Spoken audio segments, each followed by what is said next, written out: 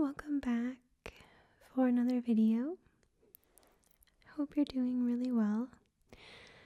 I hope today's video is really interesting for you because I'm excited to film it.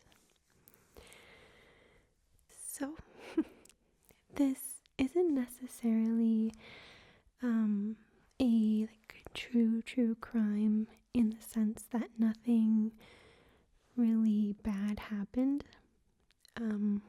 It's more just a case of fake identity, and it ended really strangely. So this is a story about a woman by the name of Ida Wood, and she was an American socialite who in 1907 she checked herself into the Herald Square Hotel in New York, and she literally didn't leave her hotel room for 24 years. So the story can be said to start in 1857 when Ida was 19 years old. She came to New York with this huge excitement and passion for carving her own way in the world, and she was just really excited to start a new adventure for herself and begin a new life. She was really dedicated to finding a husband who she could share her life with, and more importantly for her, could give her a life that she really thought she deserved. Now, when Ida got to New York, she very quickly heard about a man by the name of Benjamin Wood. Now, Benjamin Wood was a very prominent and very well-known man at the time, because he was a very important businessman as well as a politician. And he was even the majority interest holder in the New York Daily News newspaper. So he was a big deal, and he very quickly caught the eye of Ida Wood. Now, Ida was very interested in meeting this particular gentleman because he was well known. He was a huge catch in her opinion, but more importantly, he was very well off. And the way that she decided to get this man's attention was actually kind of funny, because I guess it would be like the equivalent of inappropriately like sliding into somebody's DMs by today's standards, because she wrote him a handwritten letter that was pretty inappropriate for the time. So it's actually kind of funny, so I'm going to read it to you. So May 28th, 1857, Mr. Wood, Sir, having heard of you often, I venture to address you from hearing a young lady, one of your former loves, speak of you. She says you are fond of new faces. I fancy that I am new in the city and in affairs de cour, that I might contract an agreeable intimacy with you of as long duration as you saw fit to have it. I believe that I am not extremely bad looking, nor disagreeable. Perhaps not quite as handsome as the lady with you at present, but I know a little bit more, and there is an old saying, knowledge is power. If you would wish an interview, address a letter, number Broadway, P.O., New York, stating what time we would meet. So in my opinion, this is actually pretty sad, because despite being married to a woman by the name of Leah Wood, Benjamin agreed to meet with Ida because he was super fascinated by this curious woman that had written in this letter. So upon meeting, Ida began to tell Benjamin about herself. Her parents were actually named Henry Mayfield and Anne Mary Crawford, and she said that she came from a very prosperous, really well-respected family. Her father was actually a very wealthy Louisiana sugar planter, and her mother was actually a descendant of the Earls of Crawford, which is one of the most ancient titles in Great Britain. So it was a really big deal, and Ida came from a very esteemed background. So after their meeting, Benjamin and Ida were completely enthralled with one another, and they immediately began dating, despite being married. So Ida became, I guess, more appropriately titled his mistress. So Benjamin and Ida didn't actually marry until 10 years after their first meeting, because that was how long it took for Delia to unfortunately pass away. Though they did have a child together in that period, and her name was Emma Wood. So after Delia's death, once they were married, Ida now kind of had the full reign of Benjamin's title open up to her. And with that, she then had access to lots of money, and of course, this fabulous social world where she crossed paths with the rich and the famous. It's said that she danced with the Prince of Wales in 1860 when he visited New York, and Abraham Lincoln was even amongst the circle of people that she met and spent time with. So despite having come to New York and essentially making her dreams of this successful life with a great husband come true, there's actually something in the relationship, however, that Ida wasn't particularly happy with. So Ida was much more cautious when it came to their money, which, remember, they had a lot of. Benjamin, on the other hand, handled money very differently. It said that he was actually really, really reckless when it came to spending, because he was a really big gambler. So Benjamin played cards, and he didn't just bet on little piles of money in the middle of the table. He played in games that had really, really high stakes and betted on really, really big ticket items. So during one of these games, he even wagered the daily newspaper, and luckily he won that game, so he didn't have to hand his business over to his opponent. It said that Benjamin even came home one night and he woke Ida up, and she awoke and opened her eyes, and there was $100,000 in cash spread out all over their bed, and he wanted her to count it because he was so proud of the winnings that he had won that night. So it was great when Benjamin would win, but it was incredibly stressful for Ida, not knowing if one of those days his luck was going to come to an end. And with it, obviously, their accumulation of wealth and their entire safety net and just lifestyle that she had grown so accustomed to. Because Benjamin was completely addicted to gambling, Ida came up with a plan. So she made Benjamin give her half of any winnings that he took home, saying that he was allowed to continue gambling so long as he paid her share of his winnings.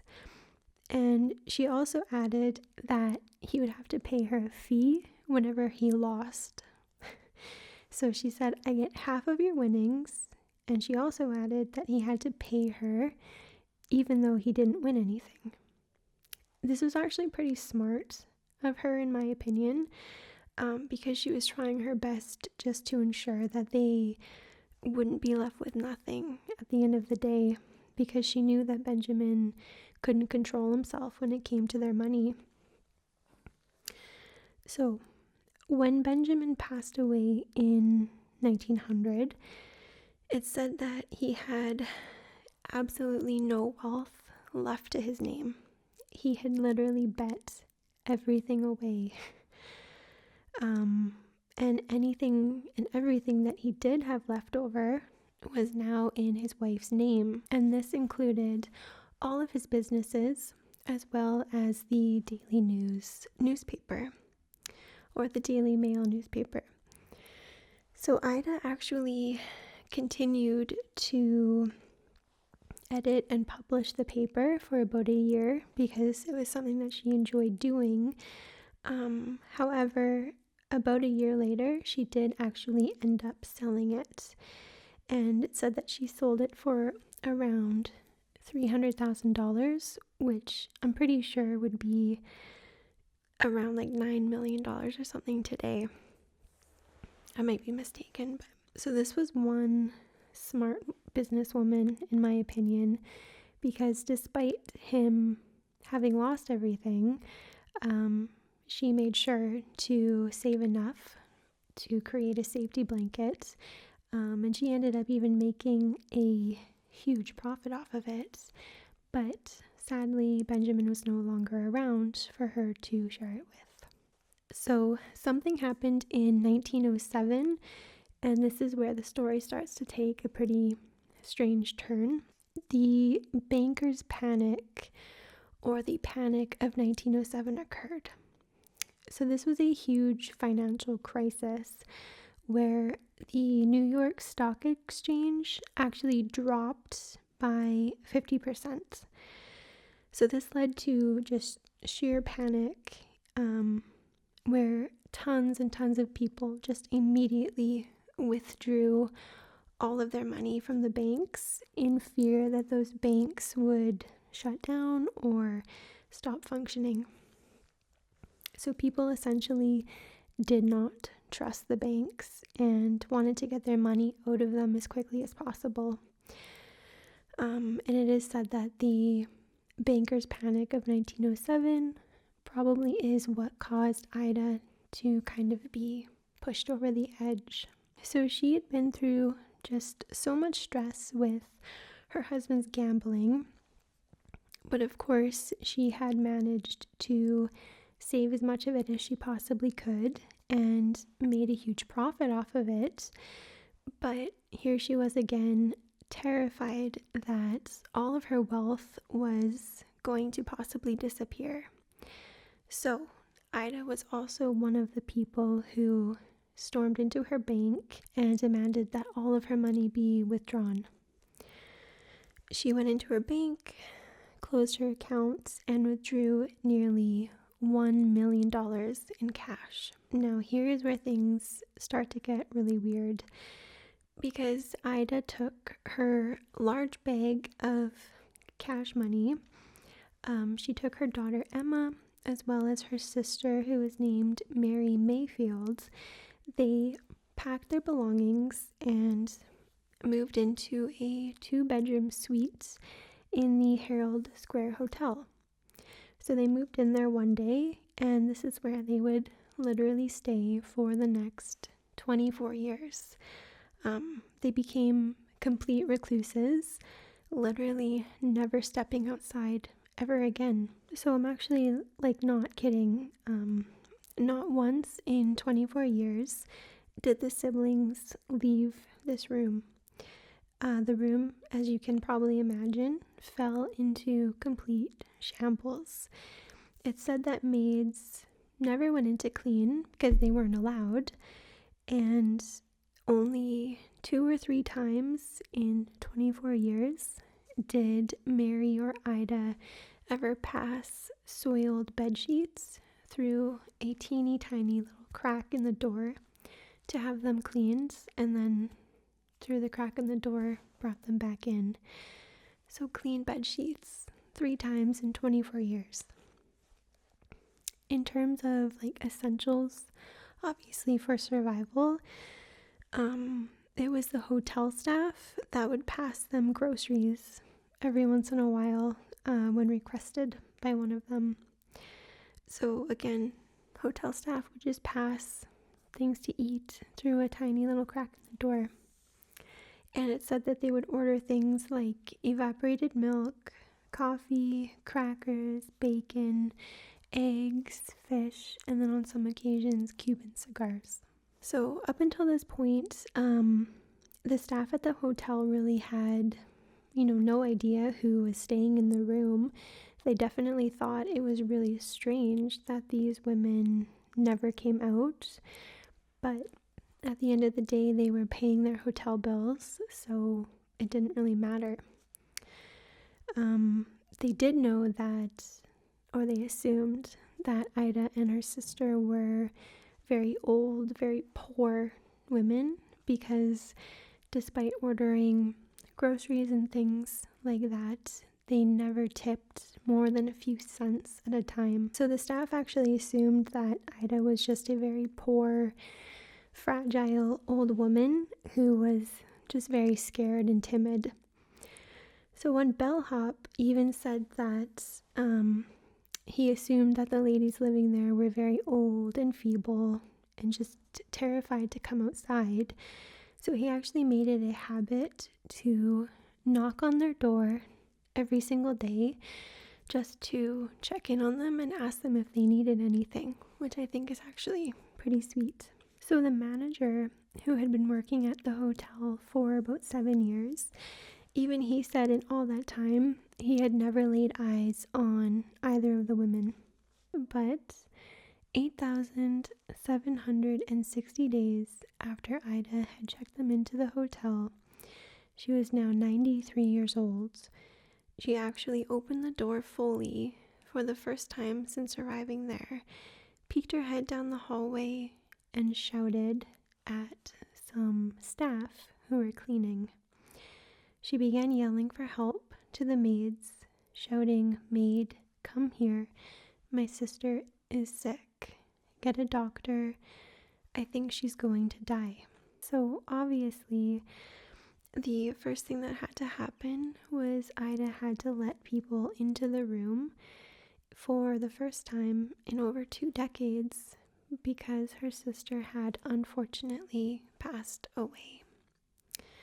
The hotel manager, the hotel doctor, as well as an undertaker arrived and stepped foot into their room. Ida's sister was laying on the couch, deceased, and she was covered in a sheet. I'm sure that the hotel manager was expecting the room to be bad, considering the fact that it had been closed off to the world for so long, but he wasn't expecting it to be in the state that it actually was.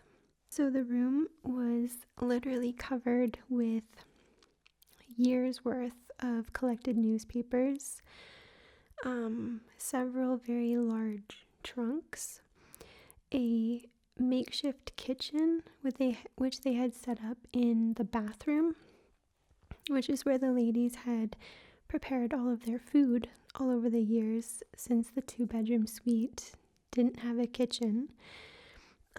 And there were like hundreds of food boxes, like cracker boxes and cans and just everything like that. The room was literally littered with years worth of trash, boxes, just an accumulation of things that you obviously can't throw away when you never leave your home. So it probably looked very similar to like an episode of hoarding, to be honest. The doctor that had come into the room actually was stated as saying that the room was so littered with trash from years of living in it that he literally couldn't find a space to stand on that wasn't covered with garbage. So as they looked around the room, they noticed that Ida was extremely emaciated, very fragile. Of course, she was, 93 years old, so she wasn't going to look young and strong. But despite her age, they took note of the fact that she really just didn't look very good. However, I thought it was kind of interesting to note that despite like her size and everything like that and her hygiene, They noted that her skin on her face was still extremely beautiful. And this was because even being a recluse, Ida was obsessed with making sure that the skin on her face was still nice, and she would slather it every day, all day, with petroleum jelly to keep it nice and supple and soft. And her exterior beauty was something that was very, very important to her. So obviously, because there had been a death in the room, and the circumstances surrounding the room were just really strange, the undertaker, or the mortician, he called in some lawyers to see if they could maybe come in to help this woman, because they didn't really know what to make of the situation, and they didn't really know what the best path would be to help this poor woman who was now all alone. And of course, you might be wondering about the daughter, Emma, who had also moved into the hotel with them from the beginning. She had unfortunately passed away some years earlier, and I believe she left the hotel room to go to a hospital. And obviously Ida nor Mary had gone with her. So when investigators began talking to Ida in the room, she clung to this strange story that the hotel staff had already been kind of assuming about her for all of these years. She told them that she was a very poor old lady, that she didn't have anything of value.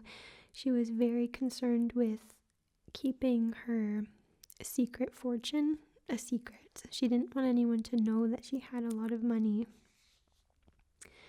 Probably, obviously, in fear that it would be taken from her. So a little while passes, and as the mortician is starting to prepare Ida's sister's body to be removed from the room to be taken to the hospital, it's noticed that Ida kind of begins to change her behavior and her story. So all of a sudden, she starts going on about how she used to be this beautiful Southern belle, and she moved to New York City for a new exciting life, and she married Benjamin Wood and was introduced into this incredible, amazing social life, and she was this belle of the ball socialite among New York City. And everyone in the room just kind of looked at her and kind of felt sorry for her, because they all assumed that she was just senile and really had no idea what she was talking about. And they just continued to believe her original story, that she was just this very poor recluse who was terrified of the world. But they quickly started to notice things around the room that kind of changed their mind a little bit about what she had said. So they started noticing just really valuable things, like amongst her large trunks and stuff. They started noticing very expensive fabrics and silks and linens and clothing. And of course, they started noticing lots of jewelry and just expensive things that a poor old recluse woman probably wouldn't have. She also had $500,000 in cash in $10,000 bills strapped to the inside of her nightgown, which she was wearing at the time. But we'll get back to that in a little bit. So one of the lawyers that had been called down to the room to check out the situation, he decided to actually give his father a call, because he wanted to get his dad's opinion, who he was also a lawyer. I guess he assumed that maybe there was a little bit more to Ida's story. And his dad actually confirmed at least parts of what Ida had said. He said, yes, I even knew Ida. She was married to Benjamin Wood. She was quite wealthy, but that was really all that he could confirm. So what happened next? I just find this so sad because, like, I know clearly this woman needed some serious help, but I definitely don't think this was done in the right way. Maybe it was the only way that it could be done back then, but it was done in a way that definitely lacked dignity and respect for this woman who was clearly not in a right state of mind. So it makes me really sad. But the lawyers looking into this case at the time, along with the hotel staff, didn't really know what to make of it because she didn't really have any ID, or she wasn't really producing anything to, I guess, prove what she was saying. And they all just continued to assume that she was senile, but she still had money and stuff to pay her bills. So the law firm that had been looking into her, they ended up hiring private detectives to move into the hotel room along either side of her room, so that there was 2 detectives kind of keeping watch over her for 24 hours a day. And then eventually, somebody claiming to be Ida's nephew named Fernando Wood actually came to the law firm and said, hey, she's my aunt and I want to help her in any way that I can. So the firm decided to take him, as well as his brothers, on as clients. And then a little later on, Benjamin Wood, Ida's deceased husband, as well as his children from Benjamin's first marriage, they came forward as well, and they started their own case to look into her and her estate. And what happened was that I guess he would have been considered Ida's stepson. Him and his children decided to declare Ida Wood as incompetent.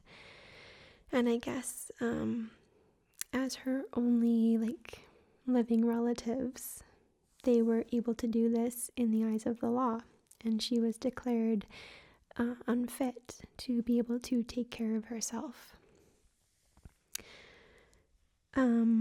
This is where I really don't agree with what happened, and it makes me sad because it really sounds like these family members really only came forward because of the headlines that have been going around about the rich recluse living in the hotel. So they obviously only really came forward to try to get a hold of her money and her estate. And because of this, Ida was escorted by health workers out of her room that she had been living in for over 20 years, and she was moved into a different room of the hotel on a lower floor, and she was cared for by nursing staff. And as they were escorting Ida out of her safe place, or her safe haven, she was said to be just crying. She didn't want to leave. This was not her choice. And she was just shouting things like, why are you doing this? I don't want to leave. I can take care of myself. And after they removed Ida from her room, investigators went in and they examined the room on an even deeper level. And they just kept finding more and more valuables and cash that she had stowed away and hidden.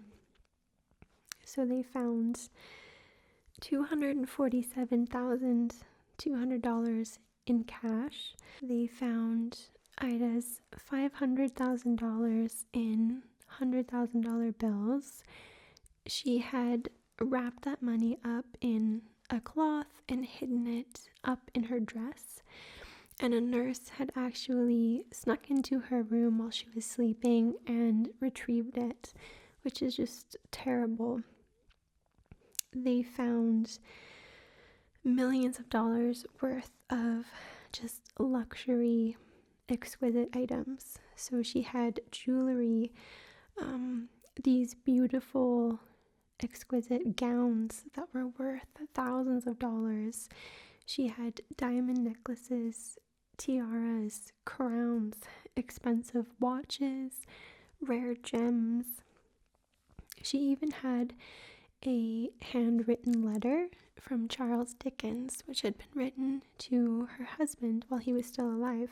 So I think it's safe to say that despite having locked herself away for so long, she was super suspicious that at any point in time somebody could come along and take away what she considered to be the only important thing left in her life. Like, money was the only thing that she had.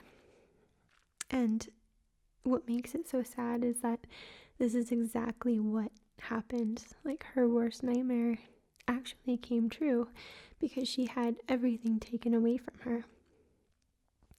Investigators took all of her precious belongings and they placed it into storage vaults. And basically they just sat around and waited for her to pass away. Now, she was cared for by nurses in the same hotel. It was just in a different room. And it said that Ida would change her behavior kind of on a daily basis or really frequently. So some days Ida would look out the window at all of the reporters because her story had spread all over New York and further, and people wanted to come and get a look at the rich recluse living in the Herald Hotel. And she would bang on the windows and ask for help and say that she was being held prisoner. While on other days, it said that she would be very friendly and confide in the nurses and tell them all about her childhood. And she would go into great detail about her upbringing and how she came from the Mayfield family and had this incredible, educated, privileged life. And what ended up happening was that people who were actually related to the Mayfield family or who were descendants of the Mayfields actually started coming forward and were ready to claim their inheritance from this poor woman who had been deemed incompetent, even though they had never met her and they weren't actually descendants. So they were just looking for money, obviously. And it said that over 400 people came forward claiming to be relatives of Ida and were willing to help her and take over her estate. And being in her mid-90s, Ida was unable to actually read the letters and stuff that they had written, so the nurses would read them to her. And she would always say, "No, I don't know them. They're not related to me." And this is where it just gets like so much more sad, because it was only a year after Mary Mayfield passed away, her sister, that Ida also passed away. So Ida ended up passing away on March 12th, 1932, in the same hotel, just in a different room. And this was only 1 year after her sister had passed away. So it wasn't until her death that the truth about who Ida Wood actually was finally revealed. It turns out that Ida wasn't a Mayfield at all. She claimed to be, but she was actually the daughter of very poor Irish immigrants. And Ida had claimed that her mother was this highly educated woman who descended from basically royalty, and her father was a rich sugar planter. But neither of those things were true. Her mother barely had any education, and her father was not a prominent Louisiana farmer as she had claimed. Ida wasn't even her real name. Her real name was Ellen Walsh, and she had simply started calling herself by the last name of Mayfield when she was little because she liked the sound of it more than Walsh. And to go with her new last name, she made up this elaborate backstory of her life. Even Emma Wood, the daughter that Ida had with Benjamin, wasn't really their daughter. It was actually Ida's younger sister. And Benjamin obviously knew this, and he never gave away the secret, and he claimed Emma Wood to be his own daughter for all the time that they were married. So he loved her so much that he never divulged any of her secrets. But I do have to wonder if he knew about who she actually was. I couldn't actually find any information about that. I have a feeling that he probably did.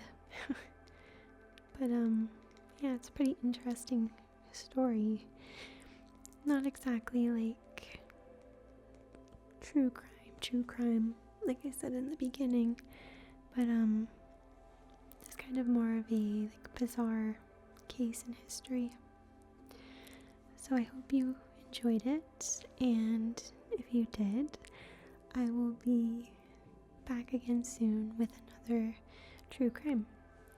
Okay, thank you so much for watching.